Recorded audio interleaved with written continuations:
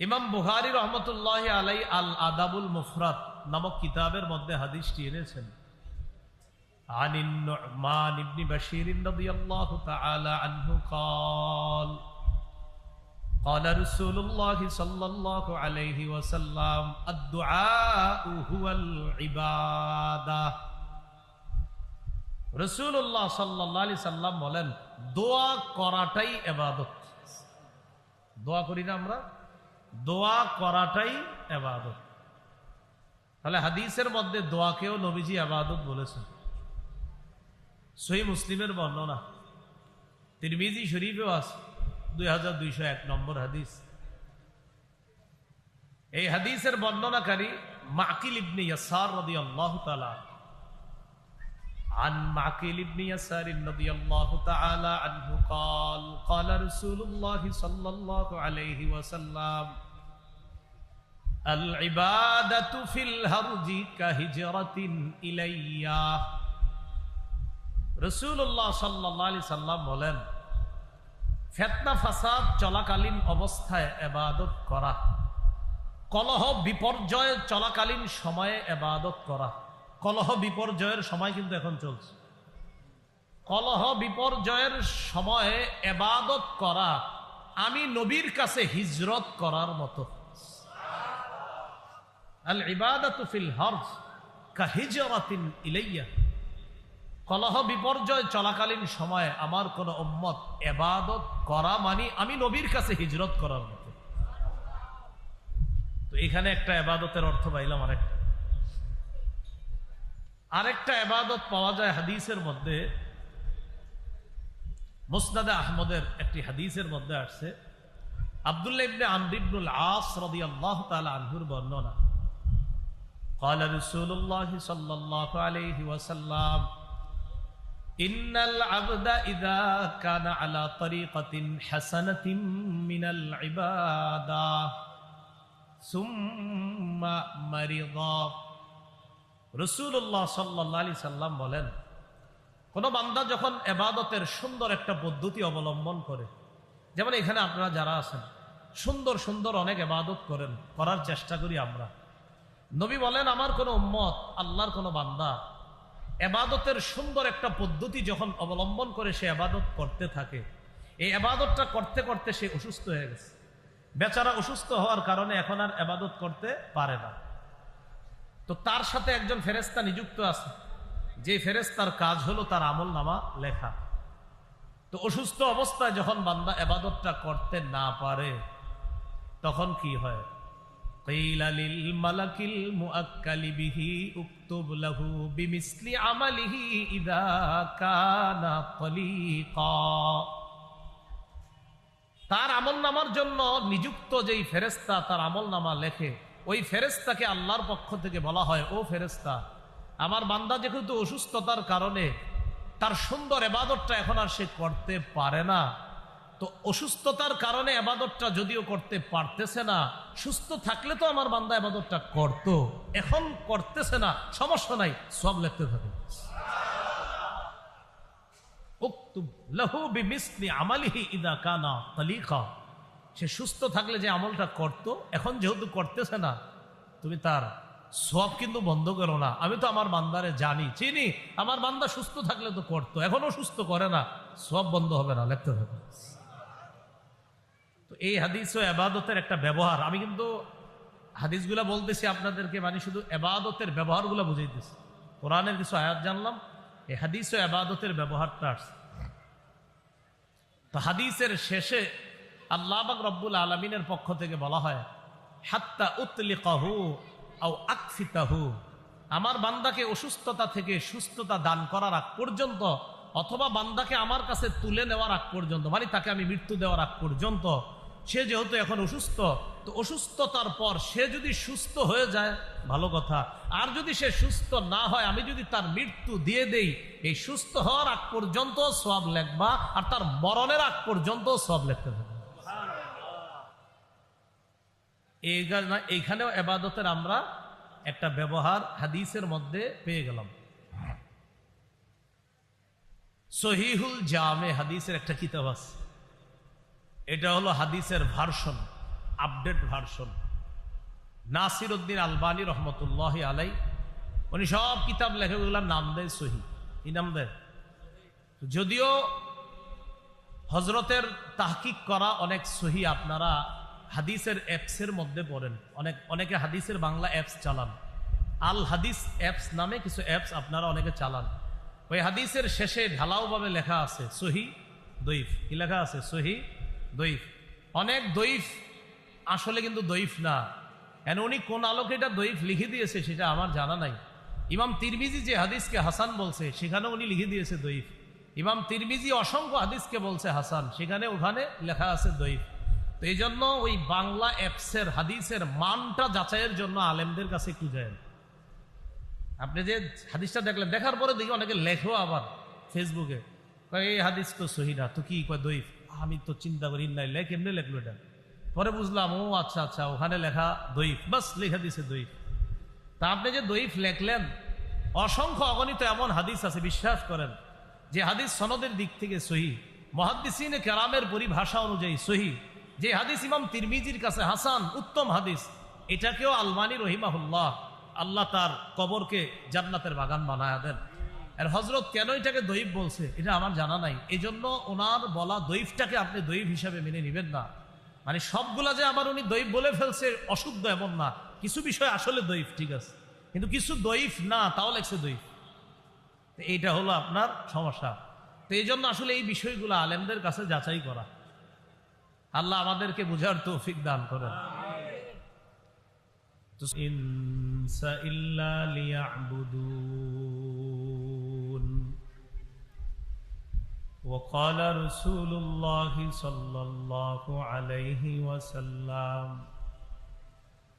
إن العبد إذا كان على طريقة حسنة من العبادة ثم مرض قيل للملك المؤكل به اكتب له بمثل عمله إذا كان طليقا حتى أطلقه أو أكفته أو كما قال عليه الصلاة والسلام اللهم صل على محمد وعلى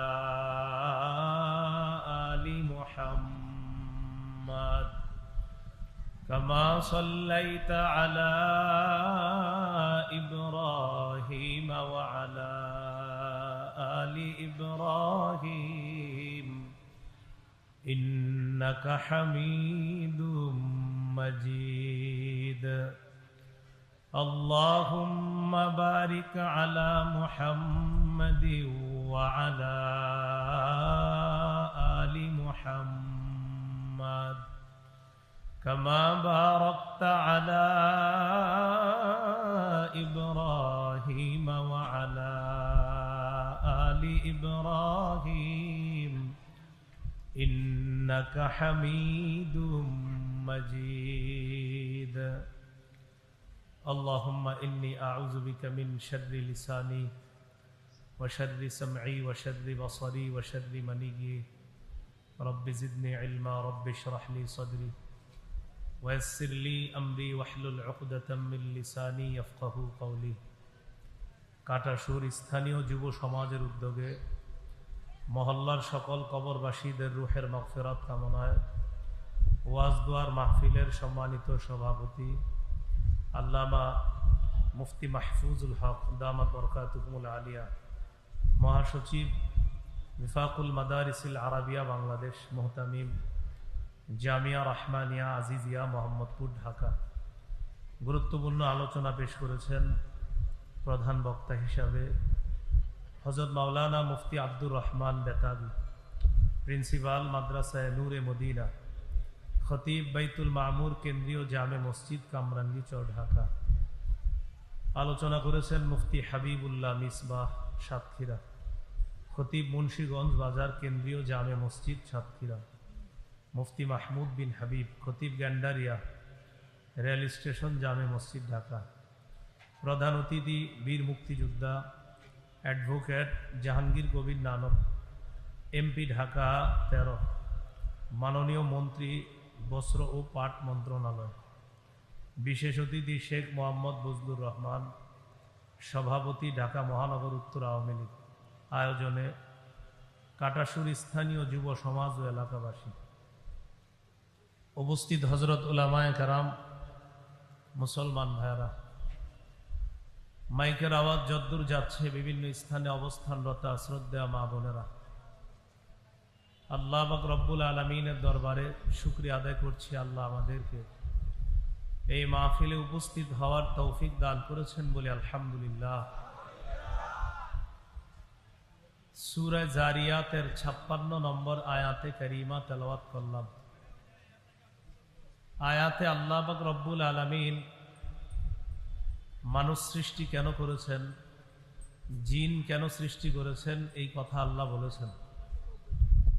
আল্লাহ বলেন, ওয়ামা খালাকতুল জিন্না ওয়াল ইনসা ইল্লা লিয়াবুদুন। জিন এবং ইনসান আমি সৃষ্টি করেছি ইল্লা লিয়াবুদুন, আমার ইবাদত করার জন্য। জিন ইনসান যারা, তাদেরকে আল্লাহ সৃষ্টি করেছেন ইবাদত করার জন্য। এটা হলো এই আয়াতের প্রকৃত অর্থ। সরল অনুবাদ করলে, জিন ইনসান আমি সৃষ্টি করি নাই অন্য কোনো উদ্দেশ্যে, তবে এই উদ্দেশ্যে সৃষ্টি করেছি যে তারা আমার ইবাদত করবে। আল্লাহ পাক রব্বুল আলামিন বলেন, ইয়া আইয়ুহান নাসু উবুদু রাব্বাকুম, হে মানুষ তোমরা তোমাদের রবের ইবাদত করো। অন্য আয়াতে বলেন, ইয়া আইয়ুহাল্লাযীনা আমানুর কাউ, হে ঈমানদারগণ তোমরা রুকু করো। ওয়াসজুদু, সিজদা করো। ওয়া'বুদু রাব্বাকুম, তোমরা তোমাদের রবের ইবাদত করো। ইবাদত কাকে বলে?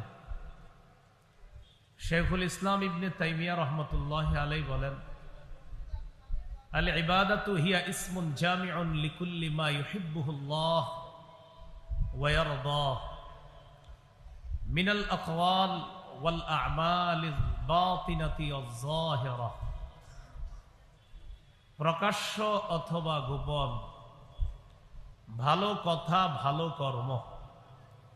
প্রকাশ্যে অথবা গোপনে ভালো কথা ভালো কর্ম, যা আল্লাহকে খুশি করে, আল্লাহকে সন্তুষ্ট করে, এমন সব কিছুকেই ইবাদত বলে। ইমাম কুরতুবী রাহমাতুল্লাহি আলাইহি বলেন, আল ইবাদাতু হিয়া ইবারাতুন আন তাওহীদিহি ওয়া ইলতিজামি শারাঈ দীনিহি। ইবাদত বলা হয় আল্লাহর একত্ববাদ স্বীকার করা, ইসলামী শরীয়তের সাথে নিজেকে সবসময় লাগিয়ে রাখা, এটাকে বলা হয় ইবাদত। ইমাম কুরতুবী বলেন, আসলুল ইবাদাতি আল খুজুউ ওয়াত তাদাল্লুল। ইবাদতের মূল হলো বিনয়ী হওয়া, নম্র হওয়া, একেবারে আল্লাহর কাছে ছোট হয়ে যাওয়া, নিজেকে দাস মনে করা, নিজের কাজ কর্মে দাসত্ব প্রকাশ করা, এটা হলো ইবাদতের মূল।